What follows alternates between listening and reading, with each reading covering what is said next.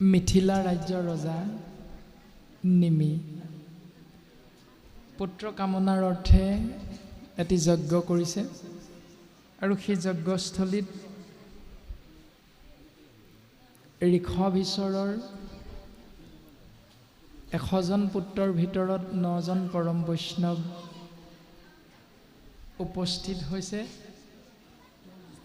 আৰু উপস্থিত হোৱাৰ পাছত নিমি ৰজাৰ লগত সেই 9জন পৰম বৈষ্ণৱৰ যি আলাপ আলোচনা হৈছে তাকে গুৰুজনাই নিমি নৱ সিদ্ধ সংবাদ নামেৰে আমাক অৱগত কৰিছে।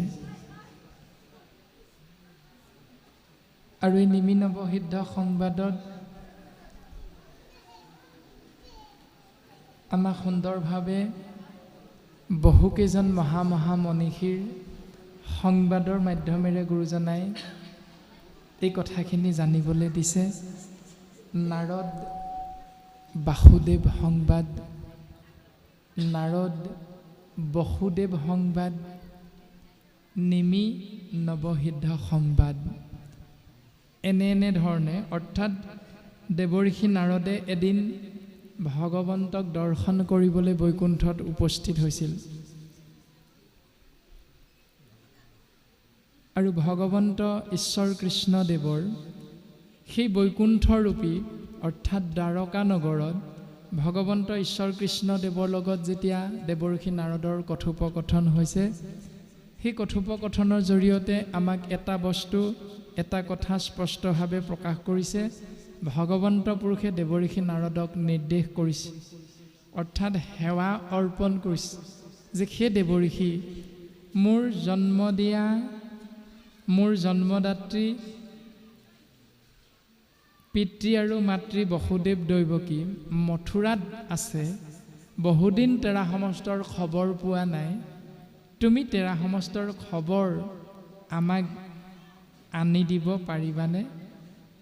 এই বুলি দেৱঋষি নাৰদৰ আগত ঈশ্বৰ কৃষ্ণদেৱে সেৱা নিবেদন কৰিছে আৰু দেৱঋষি নাৰদে ভগৱন্তৰ সেই আজ্ঞা শিৰোগত কৰি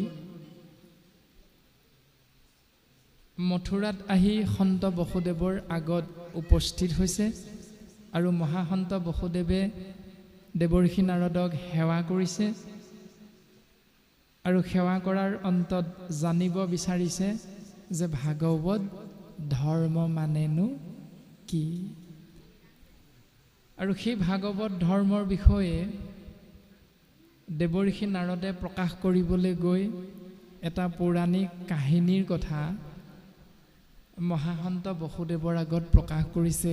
সেই সন্ত বসুদেৱ, তুমি যি ভাগৱত ধৰ্মৰ বিষয়ে জানিবলৈ মোক প্ৰশ্ন কৰিছা, তুমি নাভাবিবা যে ভাগৱত ধৰ্মৰ বিষয়ে জানিবলৈ প্ৰশ্নকৰ্তা কেৱল প্ৰথমজন তুমি বুলি। ইয়াৰ বহু যুগৰ আগতে নিমি নামৰ এজন ৰজায়ো এই প্ৰশ্নভাগী কৰিছিল, ভাগৱত ধৰ্ম মানেনো কি? আৰু ইয়াৰ লগতে আনুষংগিক আৰু বহুকেইভাগী প্ৰশ্ন কৰিছিল আৰু সেই পৌৰাণিক কাহিনীৰ জৰিয়তে মই তোমাৰ আগত আজি এই ভাগৱত ধৰ্মৰ বিষয়বস্তুৰ উত্তৰ প্ৰদান কৰিবলৈ মই আগবাঢ়িম। সেই সন্ত বসুদেৱ তুমি শুনা। দেৱঋষি নাৰদে প্ৰকাশ কৰিছে, কৃপালু গুৰুজন বস্তুৱে পদবন্ধে আমাক সিদ্ধান্ত দিছে, জানিবলৈ দিছে। এৰা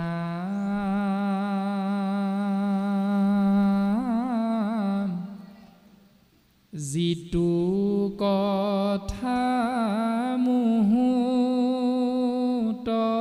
পুছিলা মহামতী আৰ ইতিহাস এক শুনিও সম্প্ৰতি। ইয়াৰ এটা ইতিহাস আছে, তোমাক মই কওঁ শুনা। নৱসিদ্ধ সমে নিমি ৰাজাৰ সংবাদ শ্ৰৱণ মাত্ৰকে মনে মিলিবে মানে আনন্দ। 9জন পৰম বৈষ্ণৱৰ লগত নিমি ৰজাৰ যি আলাপ আলোচনা হৈছে, এই কথাখিনি যিসকলে শ্ৰৱণ কৰিব, কীৰ্তন কৰিব, শ্ৰৱণ কীৰ্তন মাত্ৰকে মনে মিলিবে আহ্লাদ, মন আনন্দিত হৈ যাব। এ ৰাম শুনা সেই কথা তুমি স্থিৰ কৰি মন, ভাগৱত ধৰ্মৰ আশ্ৰয় নিৰূপম।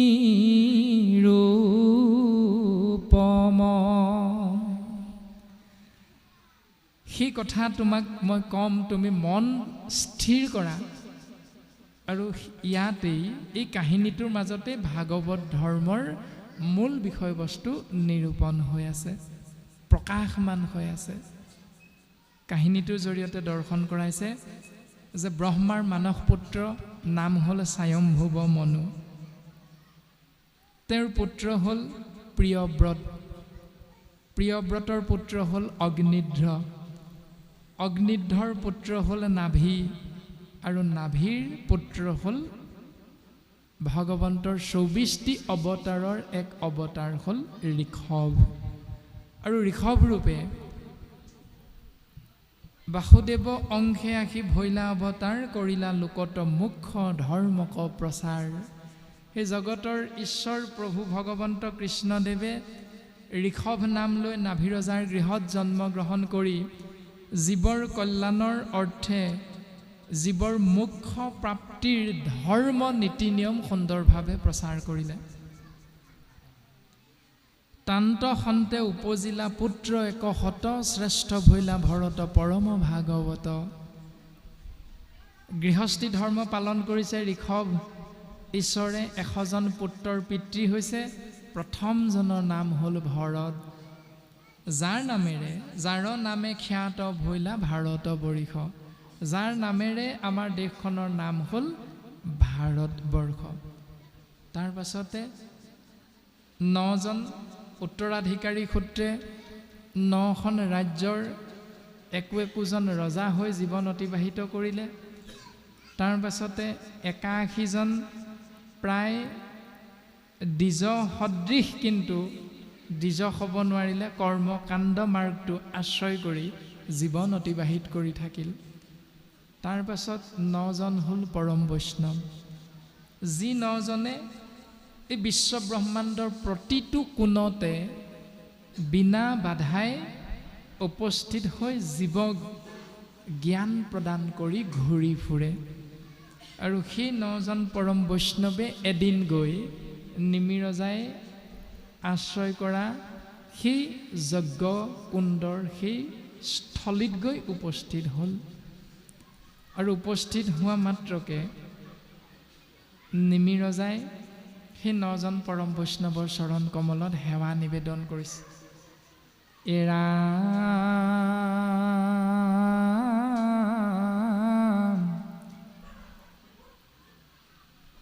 প্ৰণামী বিনাৱৈ কৃতাঞ্জলি কৰি ৰাজা, কৰিলা আসনে বৈখাই চৰণত পূজা। এজন ৰজা স্বভাৱটো কেনেকুৱা? ভকতৰ শুশ্ৰূষা কৰা। আপুনি মই সেইখন দেশৰে আশ্ৰিত একোজন কলিযুগৰ মনুষ্য প্ৰজা, আৰু আমি গুৰু ধৰ্ম আশ্ৰয় কৰি আমাৰ স্বভাৱটো কেনেকুৱা? এতিয়া ভকতৰ শুশ্ৰূষা কৰি ভাল পাওঁ নে ভকতৰ শুশ্ৰূষা কৰি বেয়া পাওঁ? এজন ৰজাই 9জন পৰম বৈষ্ণৱক সুন্দৰভাৱে কৃতাঞ্জলি সেৱা নিবেদন কৰি আসনত বহুৱাই চৰণত সেৱা নিবেদন কৰিছে। পৰম ভকত তাসম বাকজা নিমনে আসনে বৈ খায়া ৰংগে পুজিলা চৰণে। তেৰা সমস্ত পৰম ভকত জানিবলৈ বুজি লৈ আসনত বহুৱাই আনন্দ মনেৰে কৃতাঞ্জলি সেৱা নিবেদন কৰিছে আৰু চৰণত সেৱা অৰ্পণা কৰিছে।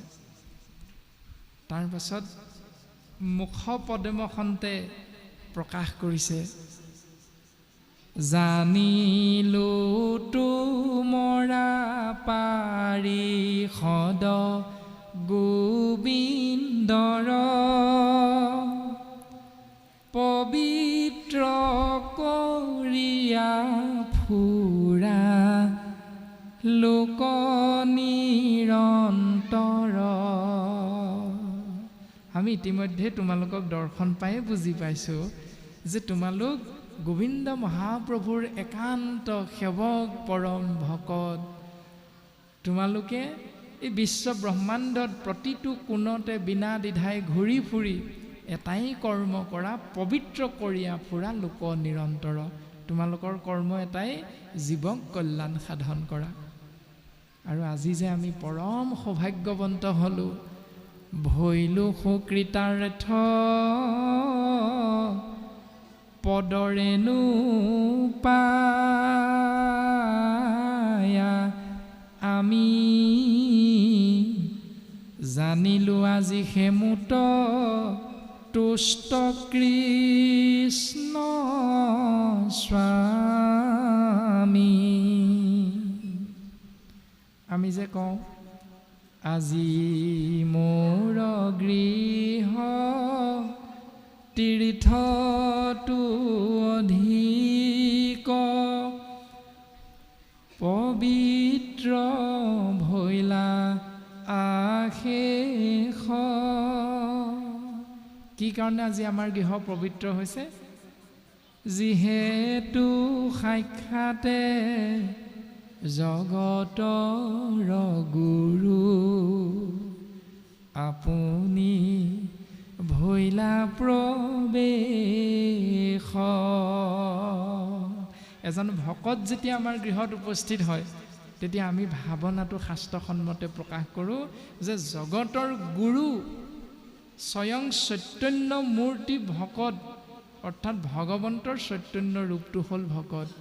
তুমি জগতৰ গুৰু আজি আমাৰ গৃহত উপস্থিত হ'লা, আজি আমাৰ গৃহ ধন্য হৈ গ'ল। গৃহতে থাকিয়া দেখিলোঁ তজু চৰণ। গৃহতে থাকিয়ে তোমাৰ চৰণ আমি দৰ্শন পাই গ'লোঁ। এতিয়া তাৰ কাৰণে আমি ধন্যবাদটো কাক দিওঁ? এতিয়া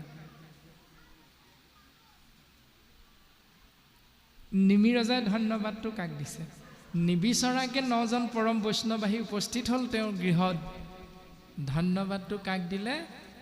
জানিলোঁ আজিহে মুত তুষ্ট কৃষ্ণ স্বামী, অৰ্থাৎ সমস্ত জীৱৰ পিতৃ, সৃষ্টি স্থিতি প্ৰলয়ৰ গৰাকী সৰ্বশক্তিমান ইক্ষতত্ত্ব স্বামী কৃষ্ণদেৱক ধন্যবাদটো দিছে। হে প্ৰভু, তুমি আজি মোৰ প্ৰতি সদয় হ'লা, মই বুজি পাইছোঁ, সেইকাৰণে পৰম বৈষ্ণৱ কেইজনাক তুমি আনি মোৰ গৃহত উপস্থিত কৰোৱাই দিছা।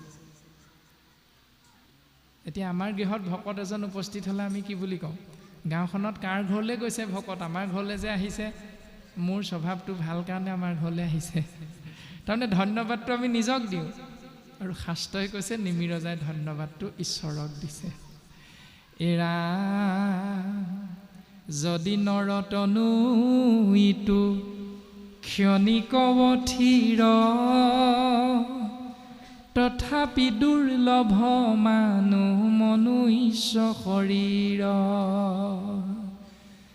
নৰতনু, তনু মানে দেহা, মনুষ্যৰ এই দেহাটো খন্তেকীয়া, তথাপিতো কিন্তু মনুষ্য শৰীৰটো দুৰ্লভ, সকলোৱে নাপায়।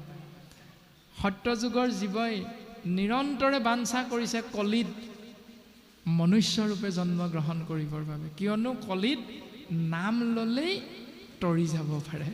সত্য ত্ৰেতা দ্বাপৰ এই তিনিও যুগত যাগ যজ্ঞ পূজা পাতল দান দক্ষিণা দিও ঈশ্বৰ পুৰুষৰ কৃপাধন্য যি জীৱ হ'ব নোৱাৰিলে, কিন্তু কলিত সেই ঈশ্বৰ পুৰুষৰ নাম জানিয়ে লওক নাজানিয়ে লওক। মাধৱ গুৰুজনাই কৈছে নহয় ঘোষা শাস্ত্ৰত, জ্ঞানে বা অজ্ঞানে মাধৱৰ নাম ফুৰে যিটো জনে সুমৰি, তাংক মূৰ বুলি হাতে চক্ৰ ধৰি, ৰাখিয়া ফুৰন্ত হৰি। কলিত নাম লোৱা মাতৃ ভকত, আৰু নাম ল'লেই তৰি যাব পাৰিব, বাকী এটা কৰ্ম নকৰাকৈও হৈ যাব, কেৱল ঈশ্বৰ পুৰুষৰ নাম লোৱা। সেইকাৰণে নিমিৰজাৰ মুখ পদ্মখনতে গুৰুজনাই এই পদবন্ধে প্ৰকাশ কৰিলে, যদি নৰতনু ইটো ক্ষণিক অথিৰ, তথাপি দুৰ্লভ মানুহ মনুষ্য শৰীৰ। তথাপিতো কিন্তু মনুষ্য শৰীৰটো অতীৱ দুৰ্লভ। দেৱতায়ো বাঞ্ছা কৰিছে মনুষ্যৰূপে জন্মগ্ৰহণ কৰিবলৈ, কিন্তু অমৃত খাই দেৱতা যে অমৰ হ'ল, সেইকাৰণে দেৱতাৰ ভাগ্যত মনুষ্য শৰীৰটো নিমিলিল।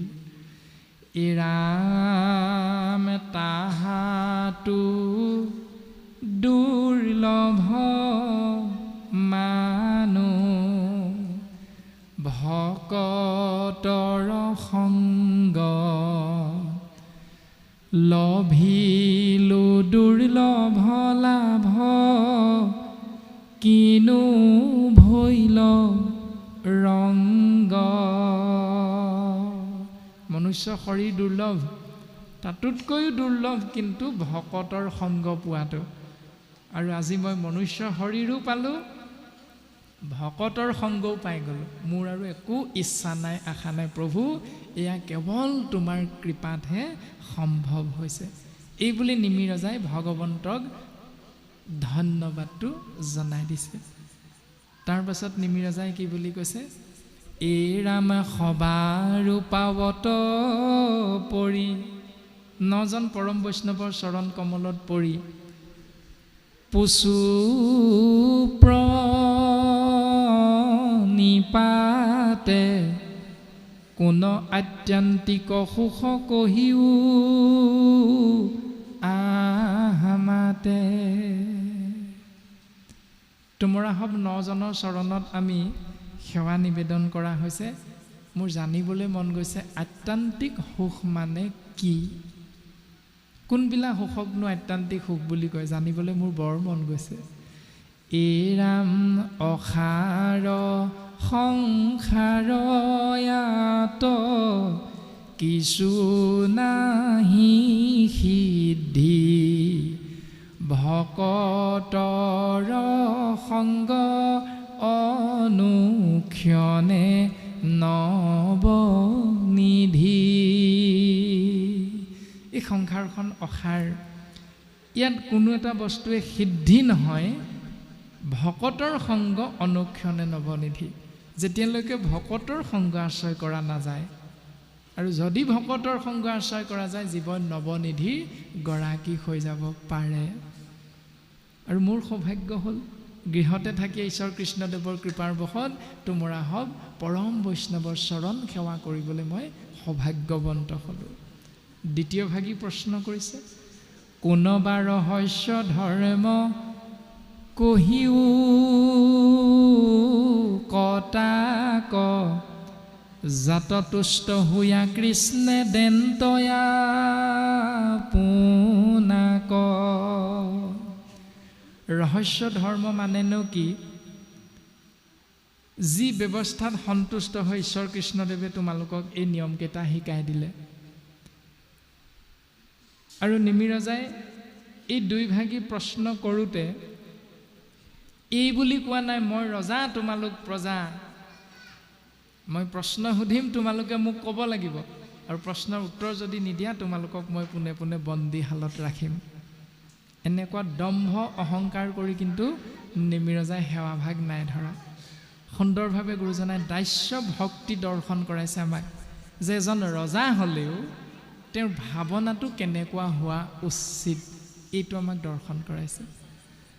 তাৰ পাছত পদবন্ধে প্ৰকাশ কৰিছে এই বুলি, এৰাম তাক জানিবা ক যদি যোগ্য হওঁ আমি তেবে কহিও কবুলো সবাকো প্ৰণামী। সেই সিদ্ধসকল আত্যান্তিক সুখ আৰু ৰহস্য ধৰ্ম এই দুভাগ যদি মই জানিবৰ পাত্ৰ বুলি তোমালোকে ভাবিছা, তেতিয়াহ'লে মই আৰু কেইভাগিমান প্ৰশ্ন কৰিবলৈ মন গৈছে। আৰু যদি তোমালোকে ভাবা যে এই দুইভাগী প্ৰশ্ন জানিবৰ মই যোগ্য পাত্ৰ হ'ব পৰা নাই, তেতিয়াহ'লে মই আৰু প্ৰশ্ন কৰিব বিচৰা নাই। আৰু তোমালোকে এই দুভাগী প্ৰশ্নৰ উত্তৰ নিদিলেও মই তোমালোকক অপৰাধ ধৰিব পৰা কোনো যোগ্য ব্যক্তি নহয়। ইমান সুন্দৰ দাস্য ভক্তি গুৰুজনে আমাক দৰ্শন কৰাইছে। এতিয়া আমাৰ কি হয়, ক'বই লাগিব, নক'বলৈ হ'লে কি কৰোঁ তোক চাই ল। আমাৰ কলিৰ মনুষ্য, আমি মলমতী মনুষ্য, আমাৰ চিন্তাধাৰা, আমাৰ স্বাভাৱিক স্বভাৱটো হ'ল এনেকুৱা। আৰু শাস্ত্ৰই এজন ৰজাৰ স্বাভাৱিক স্বভাৱটো, দাস্য ভাৱটো আমাক সুন্দৰভাৱে দৰ্শন কৰাইছে। ইৰাম কোন ভাগৱত ধৰ্ম ভক্তি বুলি কাক, কোন মায়া কোন বা উপায়ে তৰিতাক। ভাগৱত ধৰ্ম কাক বোলে? ভক্তি বুলি ক'লেনো আমি কি বুজি পাওঁ? ভক্তিনো কাক বোলে? মায়া কি? মায়াৰ পৰা তৰিবৰ উপায়টো কি? কাক বুলি ব্ৰহ্ম কৰ্ম যোগ কাৰণাম। ব্ৰহ্ম বুলি ক'লে আমি কি বুজি পাম? কৰ্মযোগনো কাৰ নাম? অৱতৰি কেশৱে কৰন্ত কোন কাম। এই ধৰাধামত আহি ভগৱন্ত পুৰুষে কি কি কৰ্মনো সম্পাদন কৰে? কোন যোগ ধৰ্ম ভক্তৰ কেন গতি। যোগ মানে সময়, ধৰ্ম হ'ল কৰ্ম। যে কোন যোগ ধৰ্ম অৰ্থাৎ সময় সাপেক্ষে সময়ৰূপী কৰ্ম ধৰ্ম কেনেকুৱা, আৰু এজন অভক্ত হ'লে সেই অভক্তজনৰ গতিটো কেনেকুৱা হ'ব। এহি নৱ গোটা প্ৰশ্ন পুছিলা নৃপতি। এনেকৈ নভাগী প্ৰশ্ন নিমি ৰজাই 9জন পৰম বৈষ্ণৱৰ চৰণত অৰ্পণ কৰিলে। আৰু সেই নভাগী প্ৰশ্নৰ উত্তৰ 9জন পৰম বৈষ্ণৱে আগবঢ়াবলৈ আগবাঢ়িছে। দেৱঋষি নাৰদে মহাসন্ত বসুদেৱৰ আগত কৈছে, নাৰদ বদতি শুনা বসুদেৱ সন্ত, এহি মতে নিমি যেবে প্ৰশ্ন কৰিলন্ত। এনেকৈ যেতিয়া নিমিয়ে প্ৰশ্ন কৰিলে, সেই সন্ত বসুদেৱ তুমি শুনাচোন। তাৰ পাছত কি হ'ল? শুনি সিদ্ধ সবে মহা প্ৰীতি কলভিলা, ঋতিজ সদস্য নৃপতিক প্ৰশংসিলা। মহান মহান ঋষিসকল আৰু সেই যজ্ঞকুণ্ডৰ স্থলীত উপস্থিত ৰজাৰ সদস্যসকলে সমস্ত জনাই নিমি ৰজাক প্ৰশংসা কৰিছে। সেই ৰাজন, তুমি উত্তম প্ৰশ্ন কৰিছা।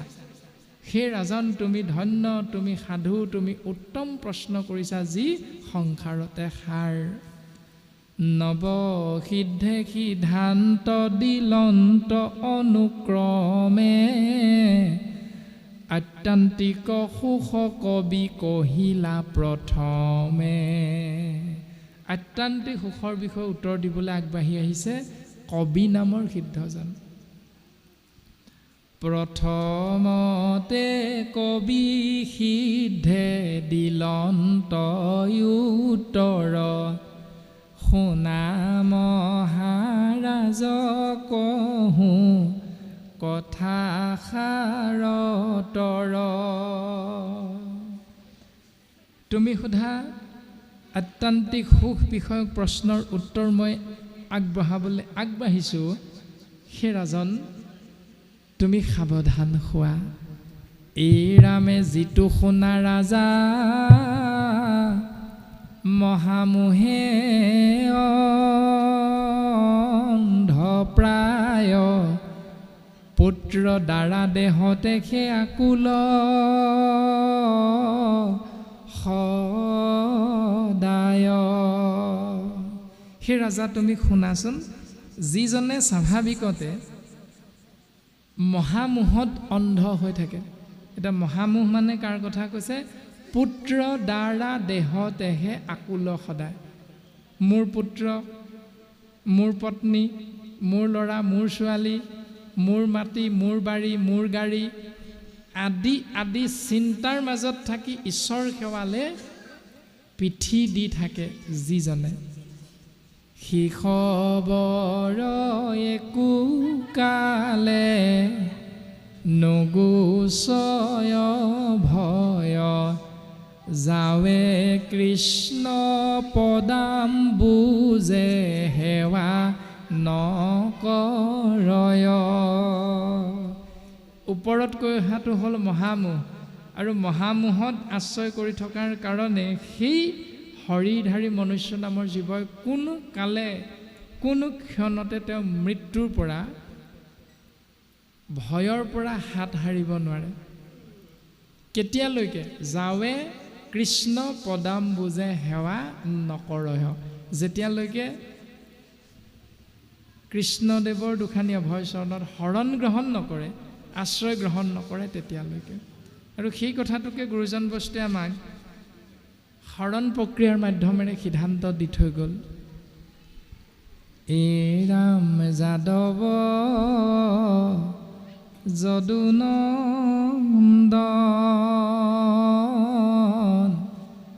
মাধৱ মধুসূদন, তুমি নিত্য নিৰঞ্জন নাৰায়ণ, তোমাত লৈলো শৰণ। যদুকুলৰ শিৰোমণি যদুনন্দন কৃষ্ণ, মাধৱ লক্ষ্মীপতি কৃষ্ণ, মধুসূদন মধু নামৰ দৈত্যক নিধন কৰাৰ কাৰণে ভগৱন্তৰ অন্য এটা নাম হ'ল মধুসূদন। হে যদুনন্দন কৃষ্ণ, হে মাধৱ, হে মধুসূদন কৃষ্ণ, তুমিয়েই নিত্য, তুমিয়েই নিৰঞ্জন, তুমিয়েই আদি, তুমিয়েই অনাদি, তোমাতে লৈলো শৰণ। আমি তোমাতহে শৰণাপন্ন হ'ব বিচাৰিছোঁ।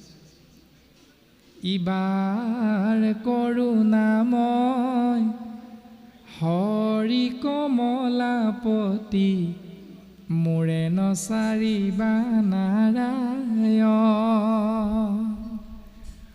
অৰুণ চৰণ তলে হৰি কমলাপতি, সৈতে সৈতে পখিলো শৰণ।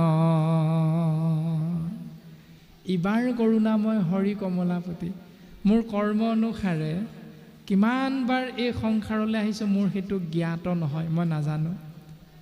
কৰ্ম অনুসাৰে ইয়াৰ পাছত মই কোনটো শৰীৰত গৈ সোমামগৈ জীৱাত্মা, এইটো মোৰ জ্ঞাত নহয়। কিন্তু ইবাৰ কৰোণাময়, সেই প্ৰভু কৰোণাৰ সাগৰ, এই যে মই এইবাৰ এই পৃথিৱীলৈ আহিলোঁ কেৱল তোমাৰ কৃপা। এইবাৰ কিন্তু তুমি মোক তোমাৰ চৰণৰ পৰা আঁতৰাই নপঠাবা প্ৰভু। এই বুলি আমাক শৰণ লোৱাৰ ব্যৱস্থাটো গুৰুজনাই সুন্দৰভাৱে দৰ্শন কৰাইছে। অ হৰি চৰণ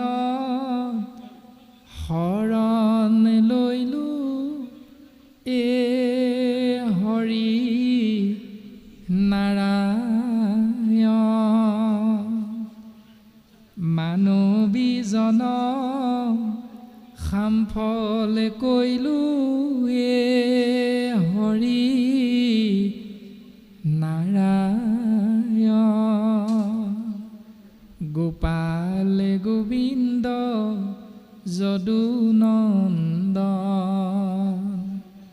কৃষ্ণৰে চৰণে লৈলো শৰণ। হৰি চৰণত শৰণ ল'বলৈ কৈছে। তেতিয়া কি লাভ হ'ব? মানৱী জনমটো সফল হ'ব।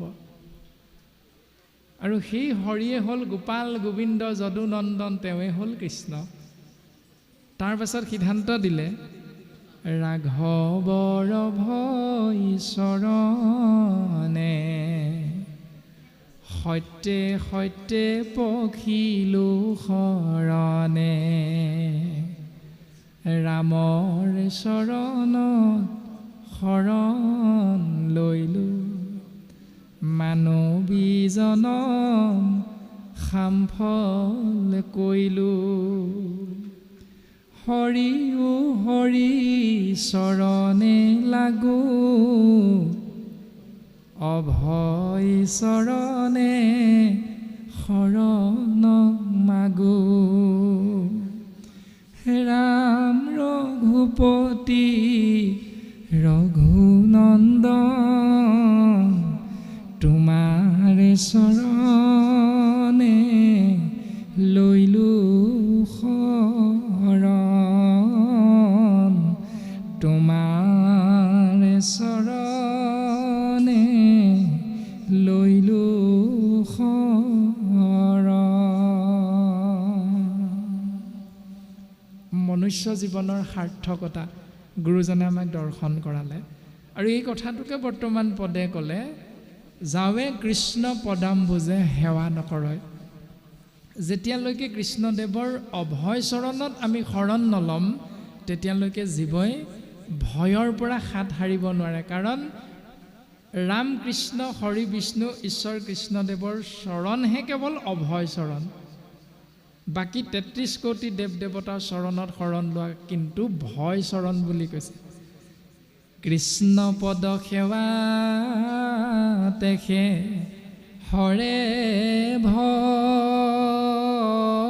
ভৱদুষ, তাহাকে বুলয় ৰাজা আত্যন্তিক সুখ। সেইজন ঈশ্বৰ কৃষ্ণদেৱৰ দুখানীয় অভয় চৰণত শৰণ লোৱা ব্যৱস্থাটোকহে আত্যান্তিক সুখ বুলি শাস্ত্ৰই আমাক জানিবলৈ দিছে। এতিয়া সেইটো কৰিবলৈ যাওঁতে কেতিয়াবা আকৌ আমাৰ ব্যৱস্থাবিলাক অকণমান দুমুখীয়া হয় নেকি, সেইটো চিন্তা কৰিব লাগিব। আৰু সেইটোৰ বিষয়ে এজোকা পদে আমাক সিদ্ধান্ত দিছে। এই ৰামে বচনে কেৱল মাত্ৰ হৰিত শৰণ লয়, চিত্তে আন দেৱক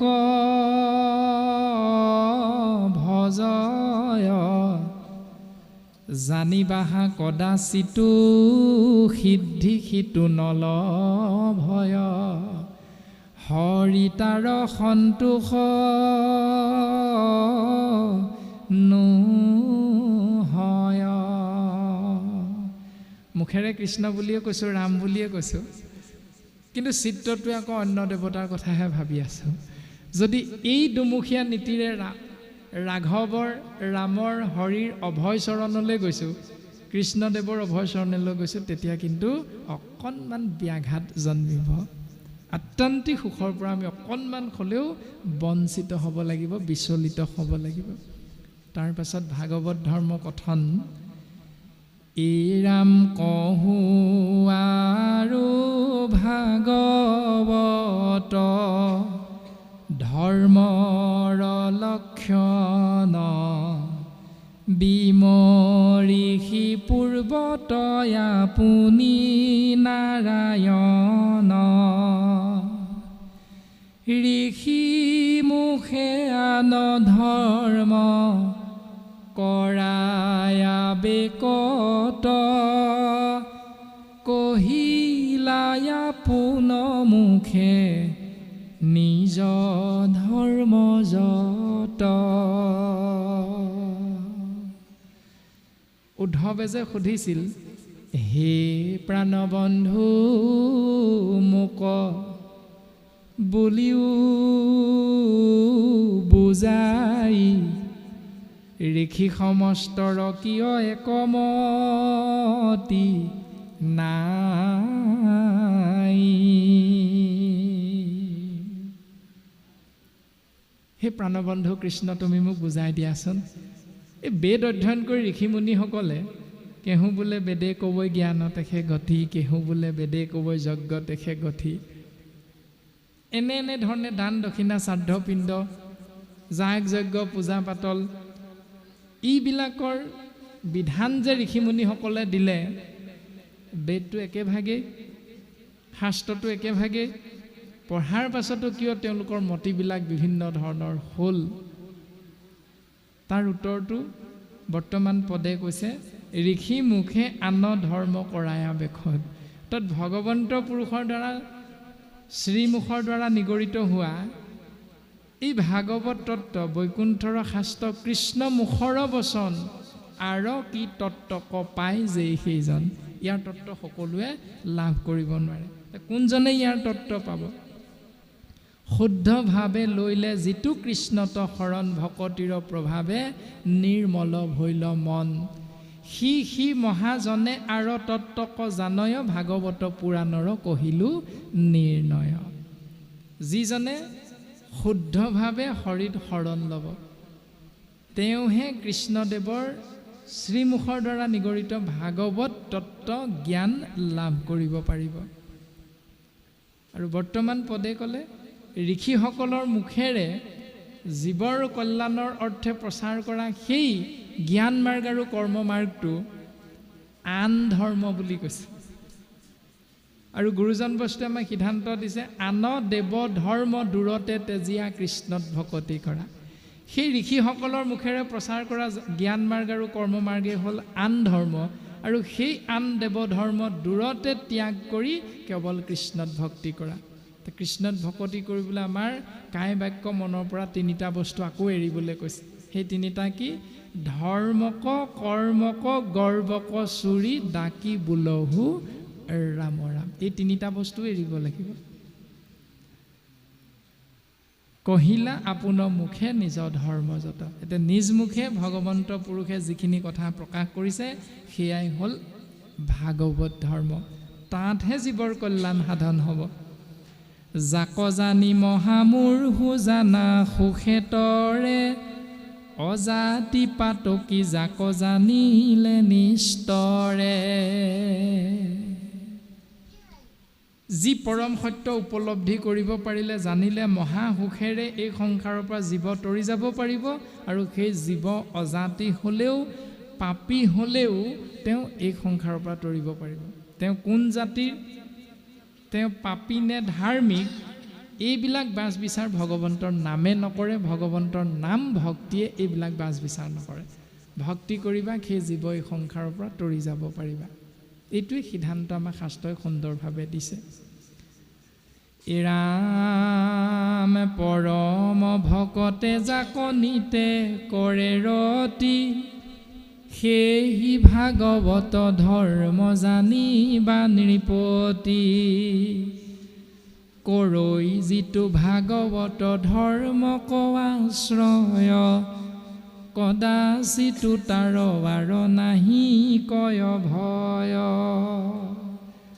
পৰম ভকতে যিটো নিয়ম নিতে নিতে প্ৰত্যেক মুহূৰ্ততে পালন কৰে, সেইটোৱে হ'ল ভাগৱত ধৰ্ম।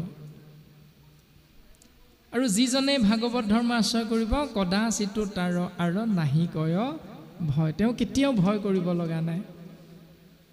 এতিয়া ভাগৱত ধৰ্ম আচৰণ কৰিবলৈ যাওঁতে আমাক লক্ষণবিলাক কৈছে। জল পুষ্প ফল মূল খাদ্য দ্ৰব্য যত, অন্ন আদি কৰি সবে অৰ্পিব কৃষ্ণত। তেতিয়াহে গৃহ ধৰ্মে হিংসা দোষে নপাৱয়, কৃষ্ণে একনিষ্ঠ শুয়া মুকুতি সাধয়। জল পুষ্প ফল মূল খাদ্য দ্ৰব্য যত অন্ন আদি কৰি হবে সকলোবিলাক অৰ্পিব কৃষ্ণ। তপ জপ তীৰ্থ ব্ৰত আৰু সদাচাৰ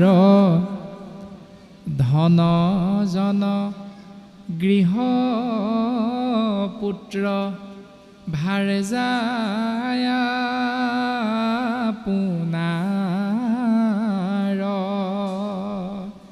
তপ জপ তীৰ্থ ব্ৰত আৰু সদাচাৰ ধন জন গৃহ পুত্ৰ ভাৰ্যা আপোনাৰ সমস্তকে শুদ্ধ ভাৱে অৰ্পিলে কৃষ্ণত তাকে সেবুলয় ধৰ্ম মহাভাগৱত। এইটো মহাভাগৱতৰ লক্ষণটো, এইটো মহাভাগৱত ধৰ্ম। এতিয়া আশ্ৰয় কৰিছোঁ নে নাই কৰা আমি নিজে নিজেহে বুজি পাম। এতিয়া যদি এইটো নিয়মেৰে আমি এই সংসাৰত বৰ্তি আছোঁ তেতিয়াহ'লে এইটো মহাভাগৱত ধৰ্ম বুলি যিহেতু শাস্ত্ৰই কৈছে, আৰু এই মহাভাগৱত ধৰ্ম আশ্ৰয় কৰাৰ লগে লগে কদাচিতো তাৰ আৰু নাহিকয় ভয়, তেওঁ ভয় কৰিব লগা নাই। আৰু যদি আমি ভয় কৰিছোঁ ভাগৱত ধৰ্ম শুদ্ধমতে পালন হোৱা নাই, যদি আমি ভয় কৰা নাই তেতিয়াহ'লে আমি ভাগৱত ধৰ্ম শুদ্ধমতে পালন কৰি আছোঁ।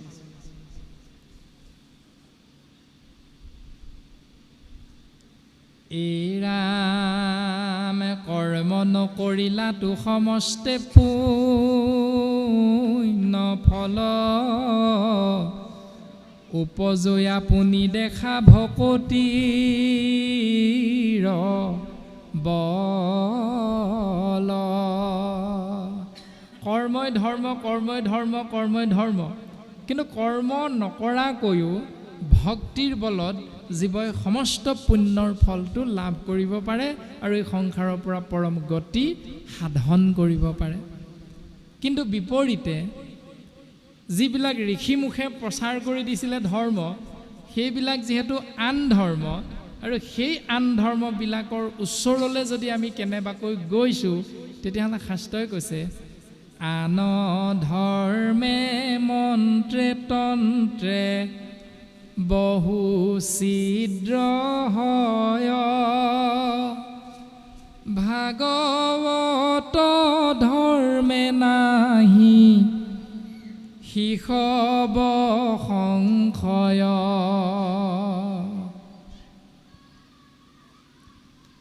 আন ধৰ্ম মন্ত্ৰ তন্ত্ৰবিলাক আশ্ৰয় কৰিলে আশ্ৰয় কৰোঁতাজনৰ বহুত ছিদ্ৰ ৰৈ যায়, অপৰাধ ৰৈ যায়। কিন্তু ভাগৱত ধৰ্ম পালন কৰিলে আকৌ সেইবিলাকৰ অপৰাধ সেই জীৱৰ নালাগে। বৰ্তমান পদচন্দই ভাগৱতৰ ধৰ্মৰ লক্ষণৰ বিষয়ে আমাক এনেধৰণে সিদ্ধান্ত দি শুনিওক ভাগৱত ধৰ্ম আছে যত কৰিব বেকত আজি তোমাৰ